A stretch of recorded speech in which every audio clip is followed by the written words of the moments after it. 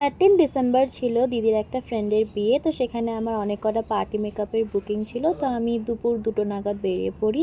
তো গিয়ে দেখি তখনও তো অনেক রিচুয়ালস হচ্ছিল ওখানে। তো এগুলো দেখে তারপরে আমি সোজা মেকআপ করাতে বসে যাই, কারণ অনেক কটা পরপর ছিল, তারপরে নিজেকেও রেডি হতে হতো।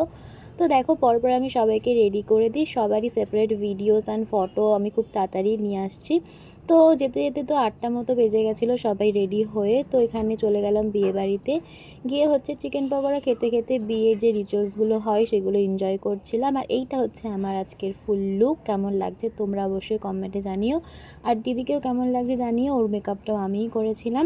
তো এখানে দেখো ফাইনালি সিঁদুরদানটা হয়েই গেল। একটু প্রবলেম হয়েছিল সিঁদুরটা মানে পরাতে, বাট ইটস ওকে। তো তারপর এখানে রাতে দেরি হয়ে যাচ্ছিলো বলে খেতে বসে পড়লাম, কারণ অনেক দূর আসতেও হতো। তো তারপর খাওয়া দাওয়া কমপ্লিট করে এখানে আইসক্রিম স্টলে চলে গেলাম আইসক্রিম খেতে। শীতকালে তো আইসক্রিম খাওয়ার মজাটাই আলাদা।